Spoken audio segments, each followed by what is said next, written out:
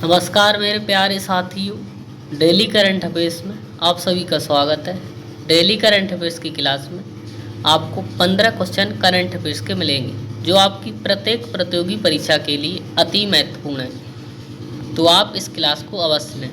हमारे इस YouTube channel @GS की पाठशाला पर डेली करंट अफेयर्स की क्लास, डेली बुकैब की क्लास और डेली इंडियन ज्योग्राफी और वर्ल्ड ज्योग्राफी की क्लासें भी कराई जाती हैं। तो आप उन सारी क्लासों को भी अवश्य लें और जो भी ट्रेंडिंग टॉपिक है उस पर भी क्लास हमारी इस यूट्यूब चैनल पर आपको मिलती रहेंगी। तो चलिए आज की इस क्लास करंट अफेयर्स की क्लास की शुरू करते हैं। 6 सितंबर 2023 करंट अफेयर्स क्लास। पहला क्वेश्चन है, हाल ही में national asset reconstruction company of India के अध्यक्ष पद से किसने इस्तीफा दे दिया? तो हाल ही में national asset reconstruction company of India NARCL के अध्यक्ष पद से इस्तीफा दिया करणम शेखर ने। किसने दिया है? करणम शेखर ने इस्तीफा दे दिया है। इन्होंने इस्तीफा किस समय दिया है?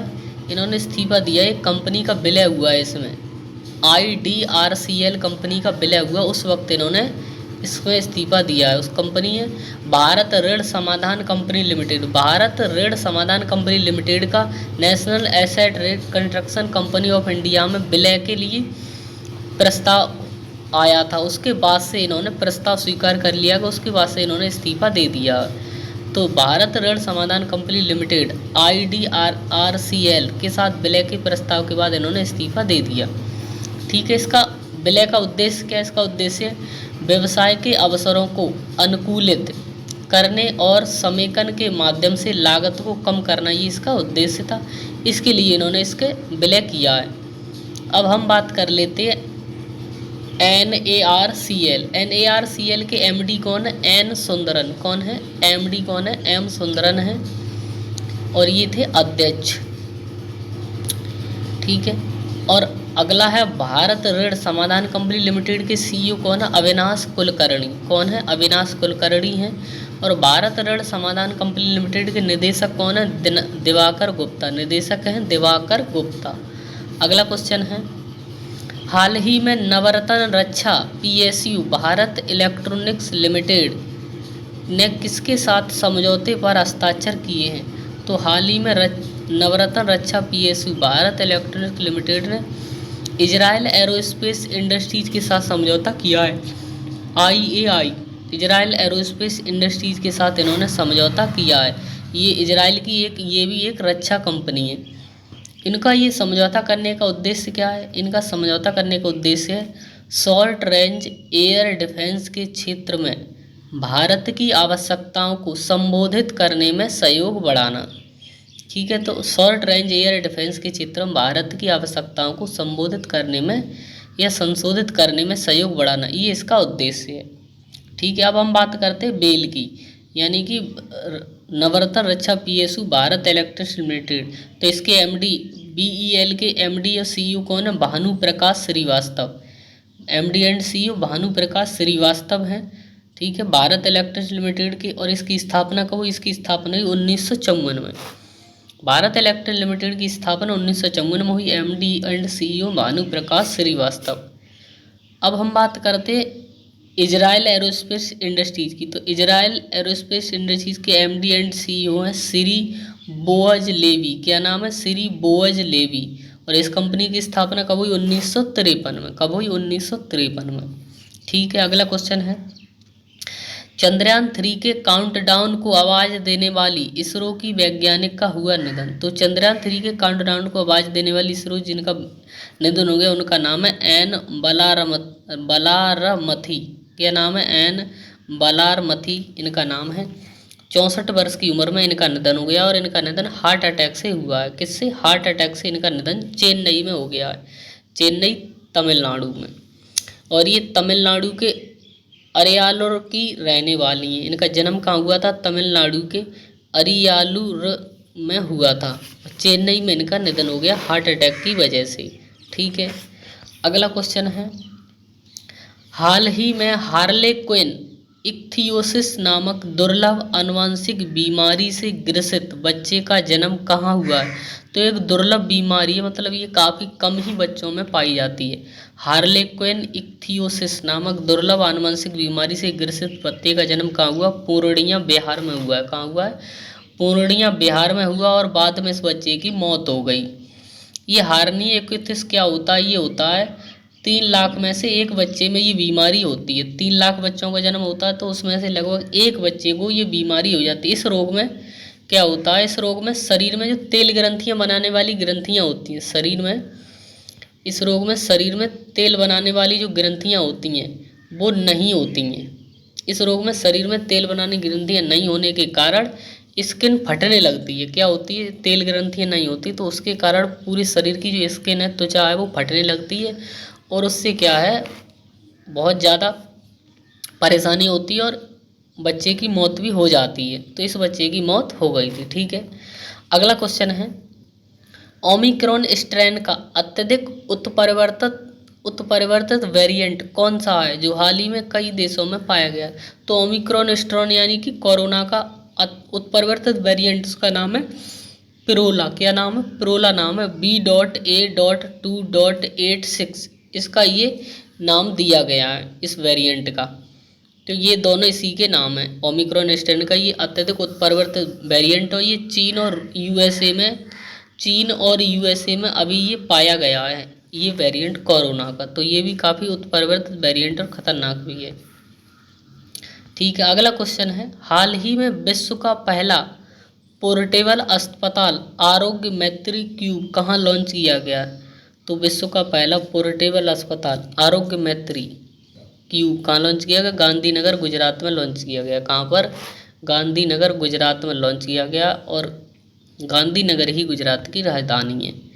प्रोजेक्ट भीषम के तहत इस पोर्टेबल अस्पताल को लॉन्च किया गया। प्रोजेक्ट भीषम के तहत इसमें 72 क्यूब हैं जो पैक कर ले जाएंगे। 72 क्यूब इसमें बनाए गए हैं जो पैक करके किसी भी जगह इस अस्पताल को ले जाया जा सकता है। आपदा वाले स्थान या जहाँ पर कोई मुसीबत आ जाती है, प्राकृतिक आपदाएं, तो वहाँ पर ऐसे अस्पताल की ज़रूरत है। उस जगह इस अस्पतालों को बहुत ही काम के लिए लिया जाएगा इससे। ठीक है, अगला क्वेश्चन है, हाल ही में किस देश के वैज्ञानिकों ने पहली बार बादलों में माइक्रोप्लास्टिक की खोज की है?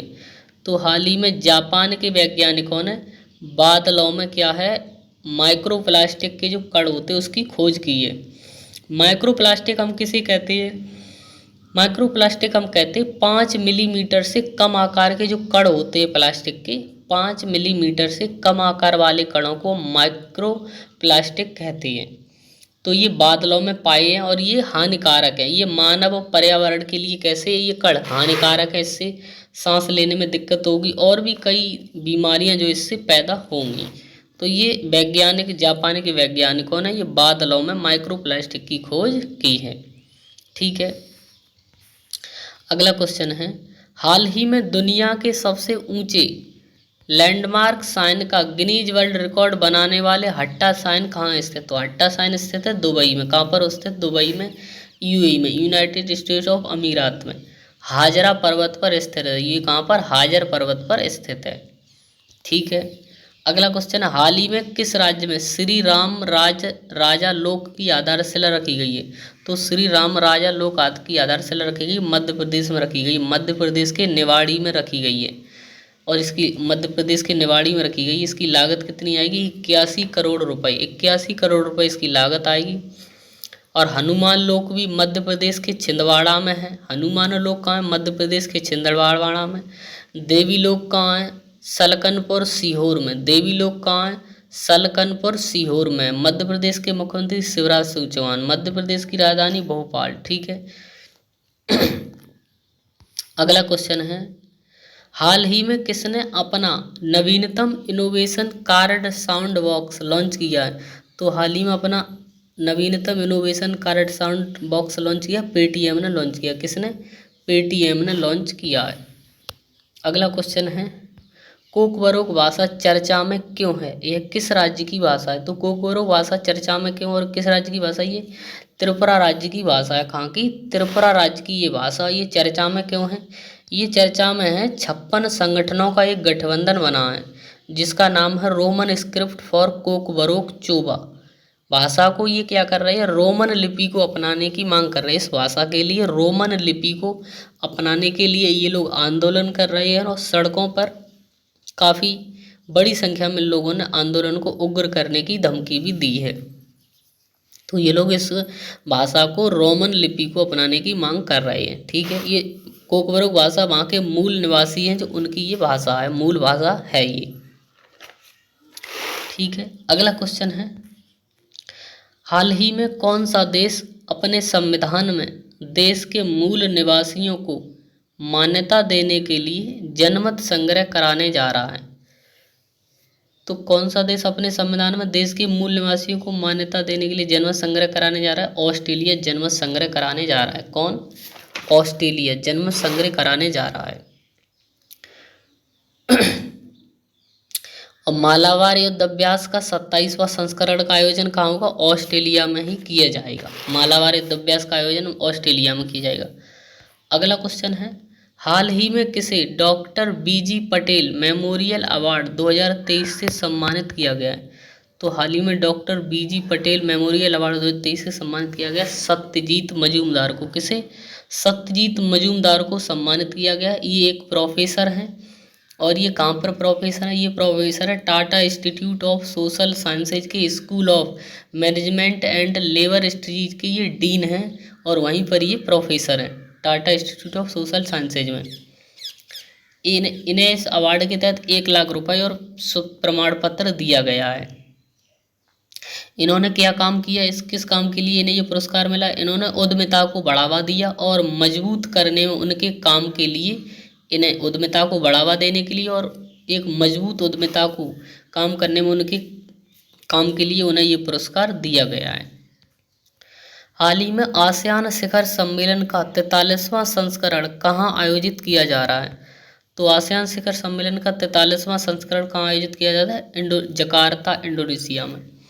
इंडोनेशिया में आयोजित किया जा रहा है। इंडोनेशिया की राजधानी जकार्ता में से आयोजित किया जाएगा और ये 5 से 7 सितंबर तक चलेगा। कितने? 5 से 7 सितंबर तक चलेगा। ये उस समय आयोजित किया जा रहा है जब दक्षिण चीन सागर में बढ़ते तनाव के बीच ही आयोजित किया जा रहा है। इसकी थीम क्या है? इसकी थीम है आसियान मामले विकास का केंद्र। आसियान मामले विकास का केंद्र इसकी थीम है और इसकी अध्यक्षता इंडोनेशिया ही कर रहा है। इसकी अध्यक्षता कौन कर रहा है? इंडोनेशिया कर रहा है।